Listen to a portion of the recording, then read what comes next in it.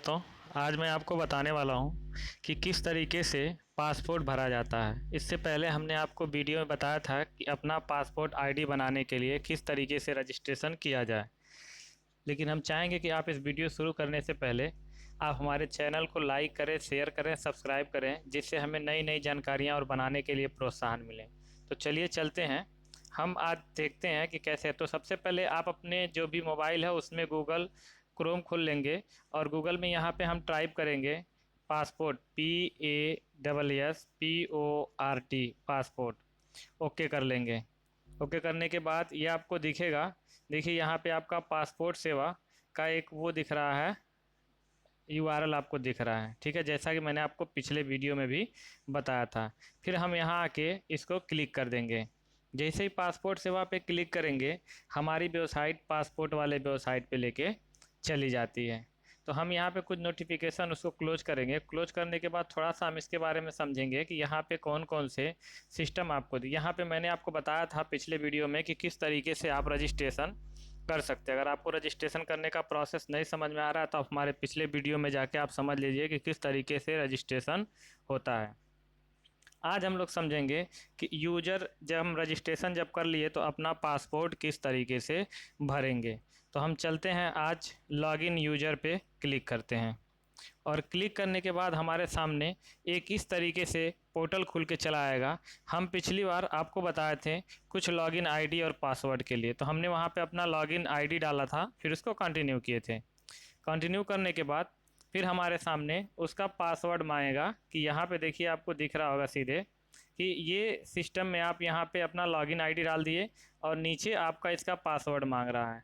तो हम चलते हैं, पासवर्ड अपना डालते हैं, जो भी हमने पासवर्ड डाला था उस पासवर्ड को। और पासवर्ड डालने के बाद हम उसको कैप्चा डालेंगे। कैप्चा जो आपको ये फिगर में शब्द दिख रहा है ये कैप्चा होता है। जिस तरीके से अगर वो कैपिटल लेटर है तो कैपिटल लेटर, और अगर स्मॉल लेटर है तो स्मॉल लेटर में उसको भरना होता है। ठीक है, तो हम इसको भरने के बाद फिर हम यहाँ पे प्रोसीड करेंगे।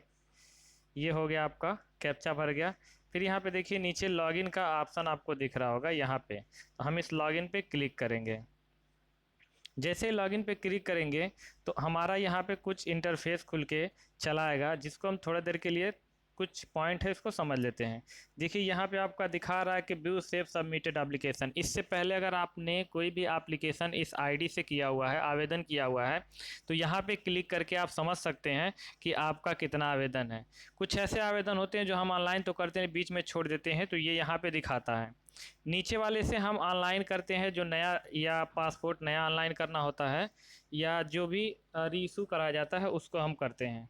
तो यहाँ से नीचे हम PCC भरते हैं। PCC ज़्यादातर गल्फ़ कंट्री के लिए होता है, पुलिस क्लियरेंस सर्टिफिकेट होता है, तो ये PCC का काम करते हैं। यहाँ पे जो है बैकग्राउंड वेरिफिकेशन के लिए किया जाता है। फिर नीचे apply for diplomatic official passport. जैसे मान लीजिए कोई ऐसा बंदा है जो भारत सरकार के लिए काम करता है, चाहे वो सरकारी कर्मचारी है या कोई राजनेता है, ऐसे लोग हैं जो इस पे काम करते हैं, उसके लिए। ये लॉग अपील के लिए है, अगर कोई गड़बड़ी हो जाए। नीचे आप देखेंगे अप्लाई फॉर आइडेंटिफाई सर्टिफिकेट। कुछ सर्टिफिकेट होते हैं जो आपका पासपोर्ट सर्विस के थ्रू आपको अप्लाई होता है। इसके अलावा देखिए सरेंडर सर्टिफिकेट, अगर कोई ऐसा आपके पास सर्टिफिकेट जिसको सरेंडर करना चाहते हैं तो यहाँ कर सकते हैं। अप्लाई फॉर LOC परमिट है, लाइन ऑफ कंट्रोल का जो परमिट होता है, किसी एक देश से दूसरे देश में हम जब जाते हैं तो जो बॉर्डर होता है उसको LOC परमिट बोलते हैं। यहाँ पे कुछ आपको एफिडेविट दिख रहा है। एफिडेविट क्या होता है, जैसे मान लीजिए कुछ हमको अगर वेरिफिकेशन कराना हो या कोई ऐसा शपथ पत्र देना हो तो उसके लिए यहाँ पे सिस्टम होता है। तो हम इन चीज़ों को थोड़ा सा आगे बढ़ते हैं।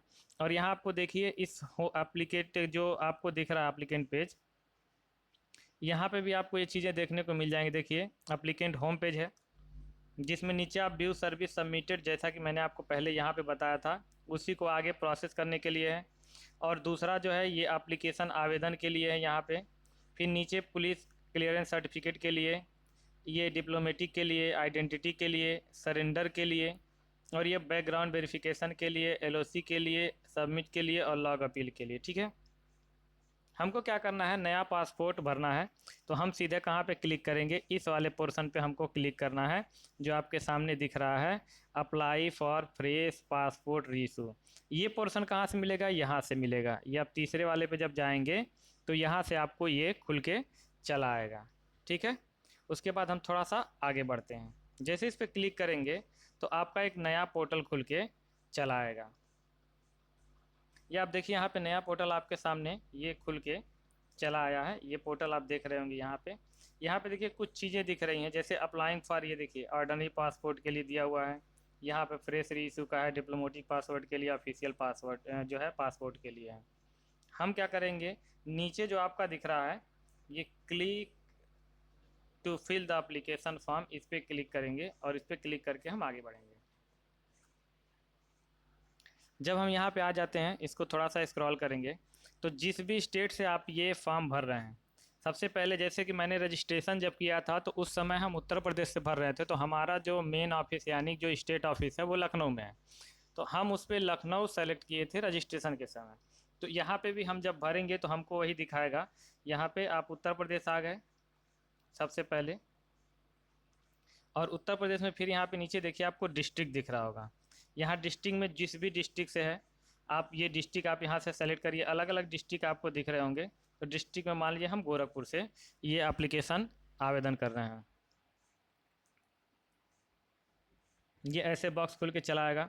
तो समझते हैं, सबसे पहले अप्लाइंग फॉर जो ये दिखा रहा है फ्रेश और रीइशू, तो हम ये देखेंगे कि जो हमारा आवेदन है वो आवेदन कैसा है, नया है या पुराना है। अगर नया है तो हम यहाँ पे फ्रेश पे करेंगे, और अगर पुराना कोई पासपोर्ट है, एक्सपायर हो गया है, नाम गड़बड़ी है या और कोई चीज़ है, तो यहाँ पे रीइशू पासपोर्ट जो पासपोर्ट है उस पर हम क्लिक करेंगे। दूसरा, कुछ लोग क्या करते हैं, कहते हैं कि हमको जो है नॉर्मल बनवाना है, कुछ लोग कहते हैं कि हमको तत्काल बनवाना है। तो नॉर्मल और तत्काल यहाँ से कैटेगरी सेलेक्ट करेंगे। इसमें फ़र्क इतना, नॉर्मल में आपको डेट जो है थोड़ा सा अपने हिसाब से नॉर्मल कैटेगरी से मिलती है, और तत्काल में जो आपका डेट होता है वो थोड़ा जल्दी मिल जाता है, इसका अलग चार्ज लगता है। फिर बुकलेट टाइप में यहाँ पे 36 पेज और 60 पेज है। जिनको पास बाहर जो है विदेश या किसी अलग कंट्री में, फॉरेन कंट्री में ज़्यादा रहना होता है, आना जाना होता है, वो 60 पेज का, और नहीं तो नॉर्मल 36 पेज का बनाते हैं। तो हम यहाँ पे सेलेक्ट करते हैं फ्रेश, नॉर्मल और 36 पेज। उसके बाद यहाँ पे नेक्स्ट कर देंगे। नेक्स्ट करने के बाद आपको एक जो है पोर्टल खुल के चला आएगा जिसमें आपका एप्लीकेशन अपना डिटेल भरना होता है। और ये साइड में आपको एक बॉक्स भी खुल के आ जाएगा। आप देखेंगे यहाँ पे जैसे जैसे हम ये भरते जाएंगे वैसे वैसे इस पर ट्रिक लगता चला जाएगा। ठीक है, और यहाँ पे आपको हम बता दें, ये आपका कुछ पोर्शन है जिस पे हम बता दें कि इस जगह पे क्या भरना है। यहाँ पे आपको नाम भरना है, जैसा कि गिवन नेम दिया हुआ है। जैसे मान लीजिए किसी का सिंगल नाम है, सिंगल नाम का केवल नाम रमेश है, तो ये केवल गिवन नेम में ही भरेंगे। लेकिन अगर किसी का नाम रमेश कुमार है तो गिवन नेम में रमेश भरेंगे और सर नेम में कुमार भर देंगे। ठीक है, यहाँ पे आप जेंडर भरेंगे। जेंडर में आपका क्या है, जेंडर आपका मेल है या फीमेल है, जिनके लिए पासपोर्ट बना रहे हैं उनके लिए है, और ट्रांसजेंडर का 3 एप्लीकेशन इसमें दिया हुआ है। ठीक है, आगे थोड़ा सा बढ़ते हैं और इसमें फिर एक बार समझते हैं। यहाँ पे देखिए लिखा हुआ है कि have you over been known by other name, यानी कि क्या आपको किसी अलग नाम से भी जाना जाता है। तो अगर गांव में कोई नाम होता है, जैसे मान लीजिए किसी का नाम रमेश है और गांव में लोग चिंटू बुलाते हैं, तो यहाँ पे यस कर सकते हैं, लेकिन मोस्टली में आप इसको नो करके रख सकते हैं। इसके अलावा आप नीचे देखिए लिखा हुआ है कि have you ever change your name, क्या आप अपना नाम चेंज करना चाहते हैं। तो नहीं, क्योंकि नाम चेंज इसलिए नहीं करना चाहते क्योंकि हम जो नाम दिए हैं अब उस जो पहले दे दिए उसको चेंज करने की कोई ज़रूरत नहीं है। फिर आप नीचे आते हैं। नीचे आने के बाद आपको देखिए यहाँ पे आपको मिल जाएगा यहाँ पे एक सिस्टम डेट ऑफ बर्थ के लिए। तो हम थोड़ा सा इसको देख लेते हैं। ये आपका है डेट ऑफ बर्थ। ठीक है, इस लाइन में आपका जो मार्कशीट है या जो भी आप डॉक्यूमेंट सबमिट करेंगे सब में सेम डेट ऑफ बर्थ होना चाहिए, तो यहाँ पे ये भरेंगे। फिर ये पूछ रहा है कि in your place of birth out of India, यानी कि आप जो है आपका जन्म इंडिया के बाहर हुआ है, तो इस पर नो करेंगे। फिर ये आप पूछ रहा है कि प्लेस ऑफ बर्थ जो यानी कि जो जन्म स्थान है वो आपका कहाँ पे है, तो जो आपका सिटी उसको भरेंगे। आप अपना स्टेट भर देंगे यहाँ पे। इसके अलावा आप यहाँ पे अपना डिस्ट्रिक्ट भर लेंगे। यहाँ पे आप मैरिटल स्टेटस में आप क्या हैं, शादीशुदा हैं या मैरिड हैं, सॉरी या सिंगल हैं। ठीक है, इसके अलावा सिटीजनशिप आपका कैसा है, पैन कार्ड ये कंपलसरी नहीं, इफ़ अप्लीकेबल लिखा हुआ है, तो इसको थोड़ा सा आगे, तो हम इसको भरते हुए चलते हैं। सबसे पहले यहाँ हम डाल दिए, मान लीजिए रमेश कुमार, रमेश कुमार, ठीक है। यहाँ पे जेंडर हम सेलेक्ट कर दिए मेल। उसके आगे पूछ रहा क्या आपका जो है कोई अन्य नाम है, तो नहीं, कोई अन्य नाम नहीं है। फिर पूछ रहा कि आप चेंज करना चाहते हैं, नहीं।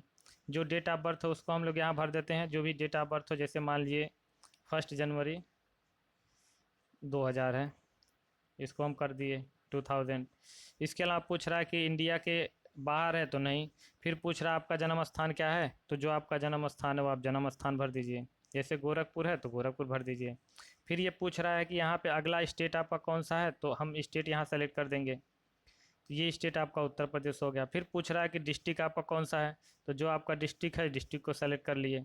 उसके अलावा नीचे पूछ रहा है कि आपकी जो स्थिति है मैरिड है कि सिंगल है, तो आप अगर मैरिड हैं तो मैरिड डाल दीजिए। सिंगल और मैरिड यहाँ से अगर आप डालेंगे तो आगे चल के, जैसे पासपोर्ट में कभी कभी आप देखेंगे बैक साइड में पति या पत्नी का नाम लिखा होता है, तो यहाँ से ही आपको वो कॉलम बढ़ के आगे चलेगा। अगर हम सिंगल डालेंगे तो आगे वो नाम पत्नी का नाम डालने के लिए नहीं आएगा। अगर यहाँ से ही मैरिड करेंगे तो पति या पत्नी का नाम डालने के लिए आ जाएगा, तो हम यहाँ पे मैरिड करके आपको आगे चल के दिखा देंगे। पूछ रहा कि आपकी नागरिकता भारत में कैसे है, तो बाई बर्थ है, हम यहाँ पैदा हुए हैं तभी से है। नीचे वाला जो है रजिस्ट्रेशन के लिए, जैसे कुछ अलग देश के लोग यहाँ पे आके रजिस्ट्रेशन अपना कराते हैं, तो रजिस्ट्रेशन के थ्रू है, ये सब ऑप्शन है। यहाँ पे पैन कार्ड का लिखा हुआ है, देखिए आप देखेंगे इसमें, तो यहाँ पे लिखा हुआ इफ़ अप्लीकेबल, अगर आपके पास हो, अवेलेबल हो तो कर दीजिए। वोटर आईडी इफ़ अवेलेबल अगर हो तो आप भर दीजिए, कोई कंपलसरी नहीं है। उसके नीचे एम्प्लॉयमेंट टाइप में आप जो भी एम्प्लॉय, जैसे गवर्नमेंट एम्प्लॉय हैं या कोई प्राइवेट हैं या कोई एम्प्लॉय ही नहीं है या अदर है जो भी हैं, तो ज़्यादातर मोस्टली केसेस में सेल्फ एम्प्लॉयड डाला जाता है, इसलिए कि अगर ज़रूरत पड़े तो सामने जब भी इसका वेरिफिकेशन होती है हो सके कि हाँ ये आदमी नकारा नहीं कुछ काम करता है। इसके बाद नीचे लिखा हुआ है कि जो आप माइनर है कि नहीं है, तो यहाँ पे नो कर दिए क्योंकि माइनर नहीं है। फिर देखिए यही सबसे बड़ी ज़रूरत होती है जो अक्सर पासपोर्ट में हम लोग गड़बड़ी करते हैं, यहाँ पे एजुकेशन क्वालिफ़िकेशन का। अभी आप यहाँ पे देखेंगे कि अगर हम यहाँ पे कोई सेलेक्ट करते हैं तो नीचे आपका एस और नो ऑटोमेटिक उठा लेगा, तो इसलिए लोग कन्फ्यूजन में रहते हैं कि हम यस करें कि नो करें, तो जो आपकी क्वालिफ़िकेशन है उसी हिसाब से ये चीज़ें करती हैं। तो जैसे मान लीजिए यहाँ पे हम क्या किए, हम यहाँ पे 7 पास और लेस देन कर दिया, यानी हम 7 पास हैं और उससे कम है, तो देखिए यहाँ पे नो आ गया, ठीक है, यानी ये नॉन ECR करके आ गया है। इमिग्रेशन चेक रिक्वायर्ड होता है, यानी कि जब हम कहीं बाहर जाते हैं तो हमको ये प्रूफ करना होता है कि हम वहाँ की लैंग्वेज को समझ सकते हैं और अपनी बातों को हम वहाँ रख सकते हैं। तो इसलिए बाद में जब पासपोर्ट बन के आता है तो उसको बाद में इमिग्रेशन यानी जो अफसर होता है उससे वेरिफिकेशन हमको कराना होता है। अभी देखिए यहाँ पे हम जैसे ही 10th या एबव करेंगे तो ऑटोमेटिक ये एस आ जाएगा, यानी बाद में हमको इमिग्रेशन नहीं कराना है। नीचे देखिए दिखा रहा है विजुअल मार्क, अगर कोई आपके पास कोई ऐसी चिन्ह है, कोई ऐसी निशानी है, तो यहाँ पे विजुअलिटी के लिए आप कर सकते हैं, भर सकते हैं। और आधार इफ़ अवेलेबल दिखा रहा है, अगर हो तो आप भर सकते हैं, ठीक है। नीचे यहाँ पे देखिए ये पूछ रहा है कि हम जो आधार नंबर मेंशन किए हैं उसका पूरा का पूरा, ठीक है, अथॉरिटी चेक करने का हम पासपोर्ट ऑफिस को देना चाहते हैं, तो ये आपका ऑप्शनल है, क्योंकि आधार ऊपर लिखा हुआ है आपका यहाँ पे कि अगर अवेलेबल हो तो भर सकते हैं, अगर नहीं भरते हैं तो यस और नो करने की कोई ज़रूरत नहीं है। फिर हमको एक चीज़ ये चेक करना होता है कि जितना भी डिटेल हमने इसमें भरा है कहीं कोई एरर तो नहीं, तो यहाँ पे सबसे पहले हम क्या करेंगे, आपको सामने दिख रहा होगा, इस जगह पे हम चेक करेंगे सेव माई डिटेल।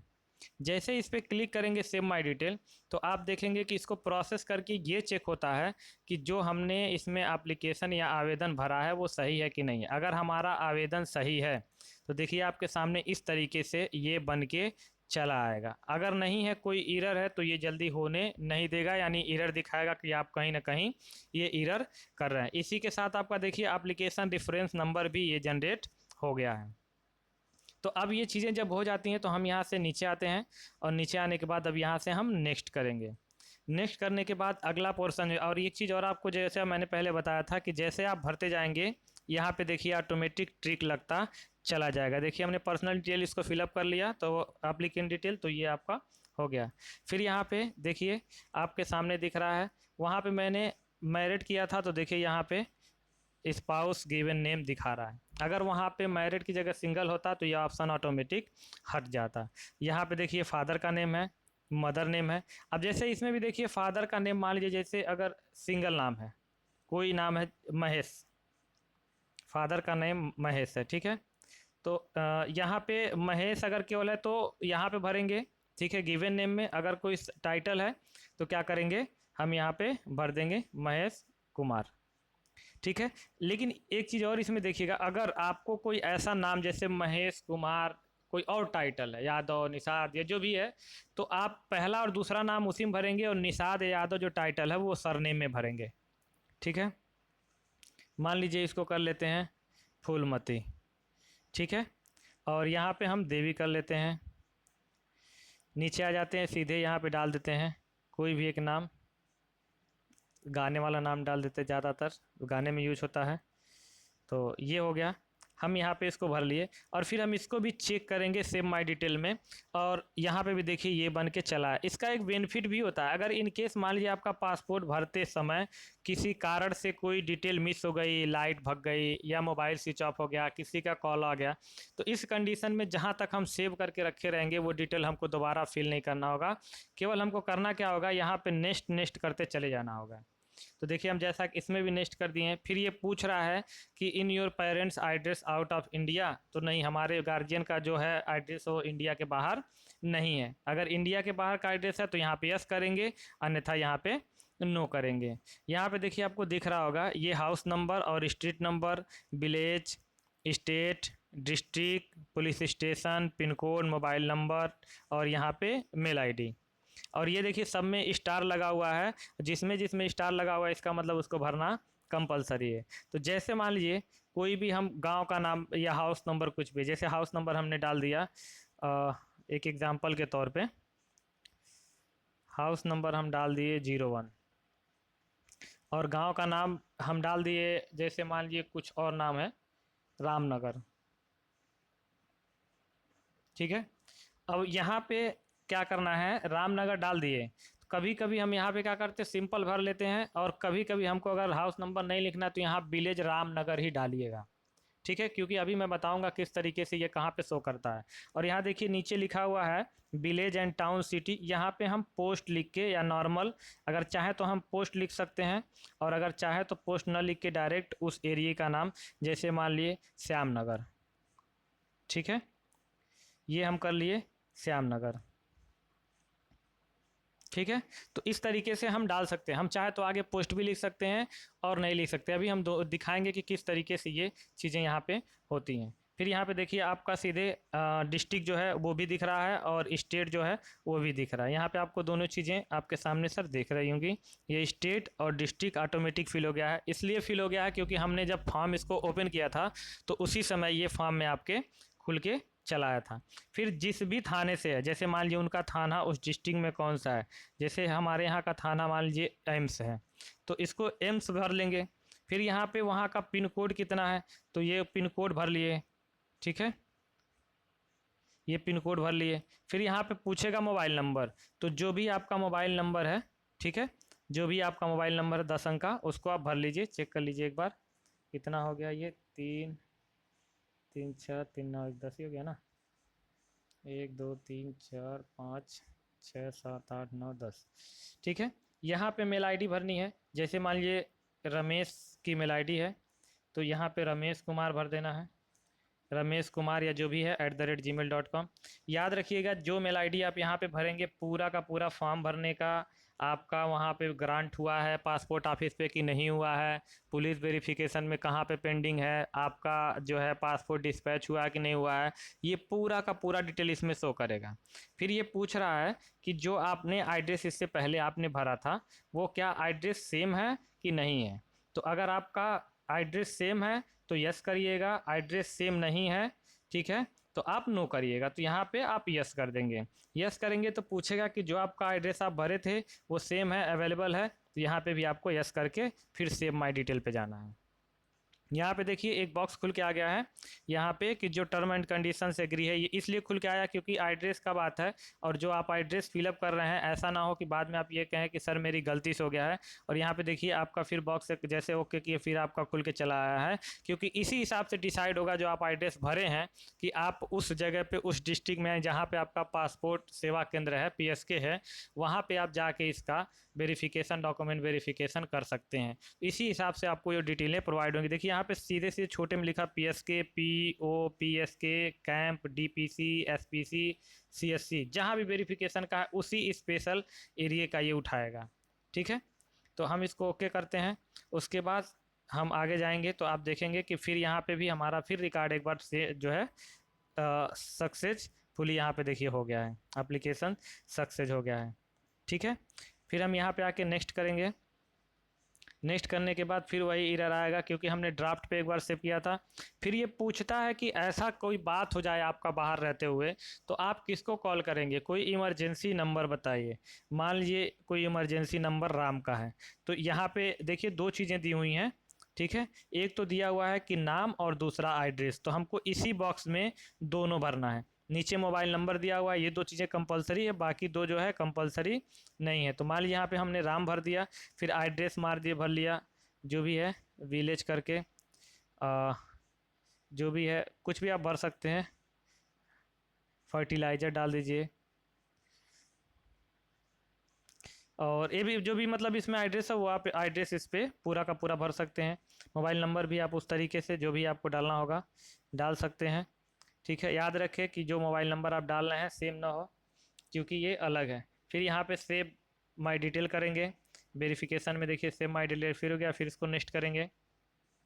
नेक्स्ट करने के बाद यहाँ पे देखिए आपका आता है, कुछ चीज़ें आती हैं याद रखना है, इसको ध्यान देना है। कह रहा है कि इससे पहले कभी आपका आइडेंटिफाई करने के लिए गए थे, सर्टिफिकेट होल्ड तो नहीं हुआ है? अगर हुआ है तो बताइए क्यों होल्ड हुआ है, क्योंकि कभी कभी कुछ लोगों का केस होता है लेकिन वो कहते हैं कि नहीं हमारे ऊपर कोई भी FIR नहीं है।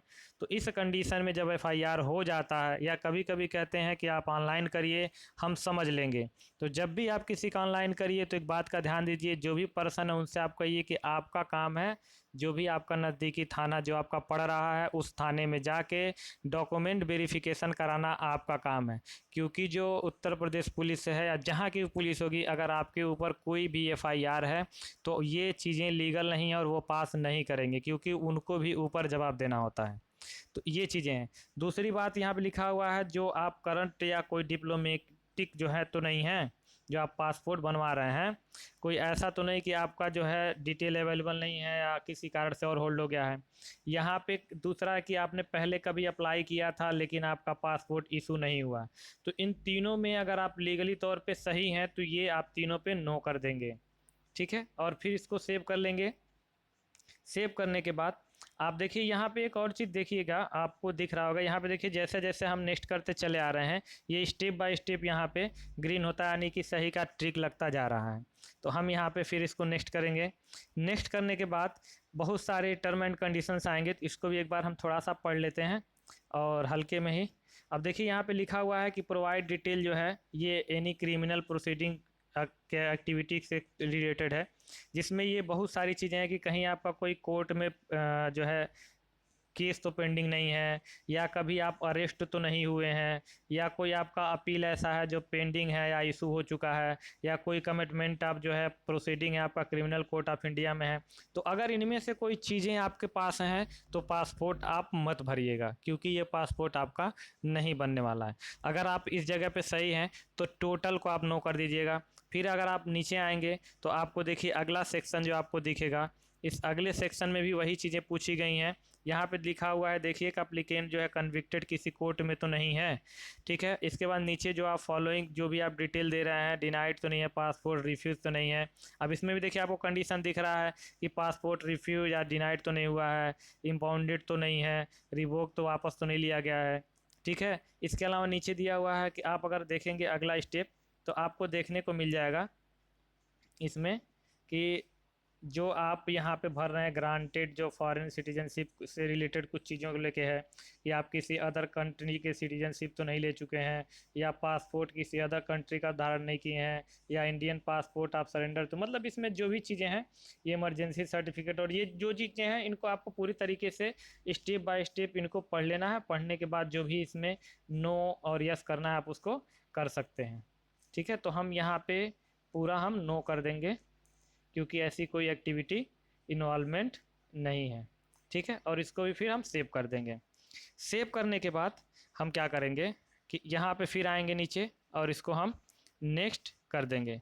नेक्स्ट करने के बाद हमारे सामने ये देखिए पासपोर्ट का एक ड्राफ्ट बन के चला आएगा, जिसमें हमको कुछ चीज़ें तो एकदम कंपलसरी तौर पे हमको ये चीज़ें मिला लेनी है। जैसे मान लीजिए अगर जो भी आप पासपोर्ट बना है, सबसे पहले आप ये देखिए टाइप आपका पी है कि नहीं। पी का मतलब पर्सनल होता है, जो आप पासपोर्ट बनवा रहे हैं पर्सनल है कि नहीं है। आप कंट्री कोड एक बार मिला लीजिए। इसके अलावा डेट ऑफ बर्थ आप मिला लीजिए। लिंग जो है वो मिला लीजिए, सेक्स आपका मेल है फीमेल है जो भी है। ये नाम एक बार आप मिला लीजिए। फिर इसके अलावा आप नेशनलिटी मिला लीजिए। आपका बर्थ प्लेस कौन सा है ये मिला लीजिए। पिता का नाम जो फादर नेम है वो मिला लीजिए। इसके अलावा जो है मम्मी का नाम मिला लीजिए। वाइफ का नाम यहाँ पे देखिए पति या पत्नी का दिखा रहा है, ये भी नाम यहाँ पे मिला लीजिए। फिर आपका देखिए हमने वहाँ पे पहले बताया था कि फर्स्ट वाले लाइन में कि जब आप जो चीज़ें भरेंगे, जैसे मान लीजिए अगर आप वहाँ पे फर्स्ट वाले लाइन में ये एड्रेस आप देखिए, जैसा कि फर्स्ट वाले लाइन में हाउस नंबर 1 रामनगर भरे थे तो पहले पे आया है। फिर श्याम नगर जो पोस्ट डालें वो आया है।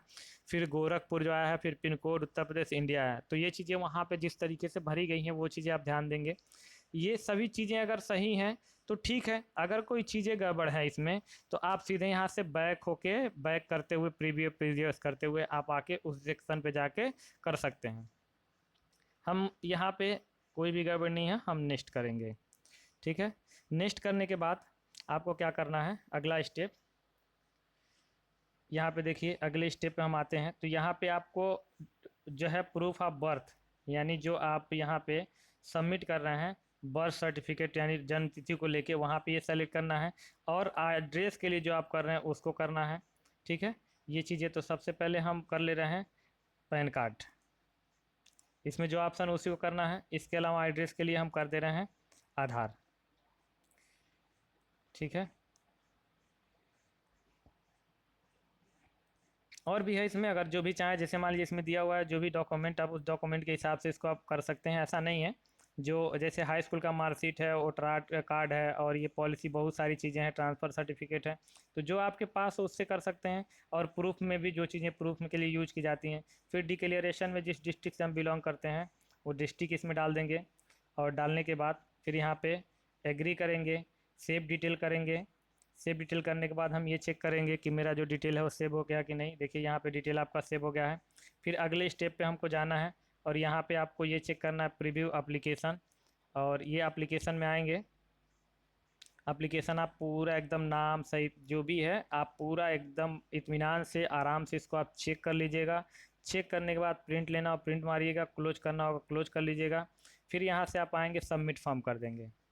जब आप इसको सबमिट फॉर्म कर देंगे तो सबमिट फॉर्म करने के साथ ही आपको ये चीज़ें दिखने के लिए आ जाएंगी। ठीक है, ये आपका इंटरफेस खुल के चला आएगा।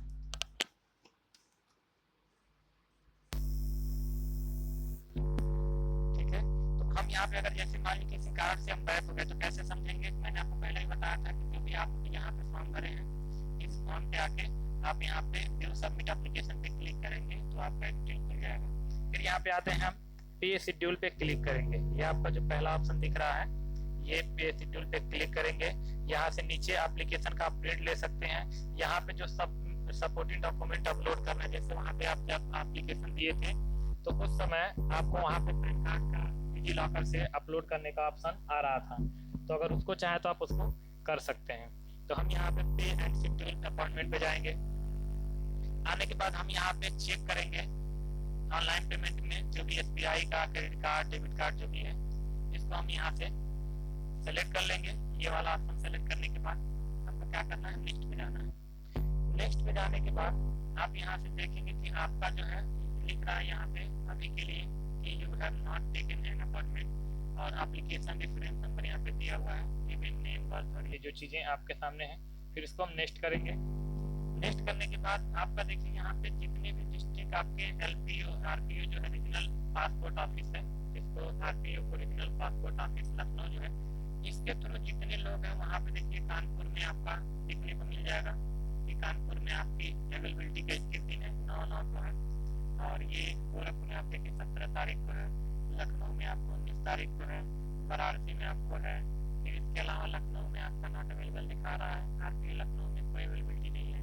इसके अलावा उन्नाव में जो बना हुआ है, फिर सीतापुर में बना, तो यहाँ से आप ये चेक करेंगे कि आपकी जो है अवेलेबिलिटी कहाँ पे। तो गोरखपुर का जैसे हमको बुक करना है, तो ये 17/9 को है, हम यहाँ पे नीचे आएंगे और लोकेशन में हम सेलेक्ट करेंगे गोरखपुर। जब हम यहाँ पे गोरखपुर सेलेक्ट कर लेंगे तो ये कैप्चा हमको भरना होता है। ये हम कैप्चा भर लिए, जो भी कैप्चा है कैपिटल में कैप्चा भर लिए।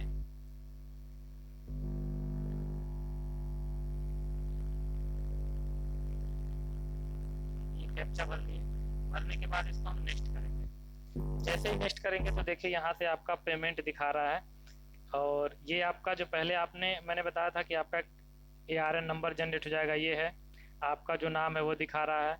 आप पासपोर्ट टाइप फ्रेश कर रहे हैं कि री इशू कर रहे हैं, ये दिखाएगा। जैसा कि मैंने आपको बताया है कि पासपोर्ट नया भी भरेंगे तो भी सेम प्रोसेस है, और अगर री इशू भरेंगे तो भी सेम प्रोसेस है। कुछ क्लाउज इसमें बढ़ जाएगा, कुछ जगह पे फॉर्म जैसे पुराना पासपोर्ट है उसका डिटेल डालना पड़ेगा। फिर ये टाइप आप एप्लीकेशन नॉर्मल है कि तत्काल है, टोटल फीस कितनी है ये आपको दिख जाएगी, कॉन्टेक्ट नंबर आपका है कौन सा दिख जाएगा।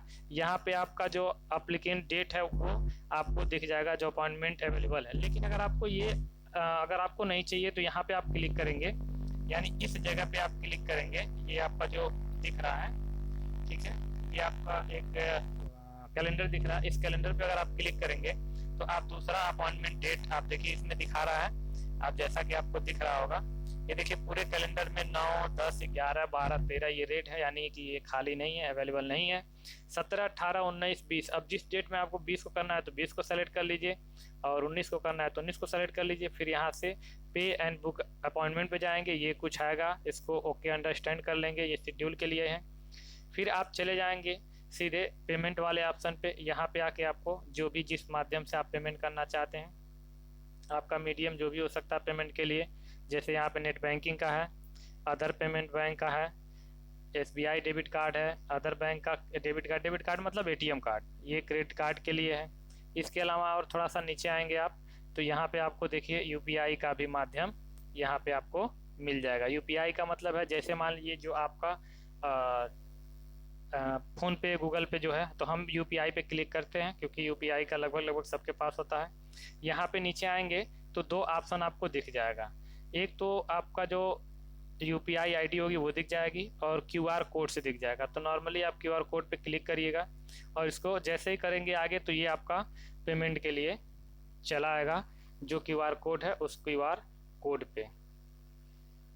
तो इस तरीके देखिए आपका QR कोड भी जनरेट हो गया है, और जैसे इस QR कोड पे आप पेमेंट करेंगे, स्कैन करके पेमेंट करेंगे, फिर वो रीडायरेक्ट होके आपके फिर पेज पे चला आएगा, जो मैं आपको इसी पेज पे दिखा दे रहा हूँ। क्योंकि मुझे पेमेंट नहीं करना है तो मैं आपको इसी पेज पे फिर दिखा दूँ।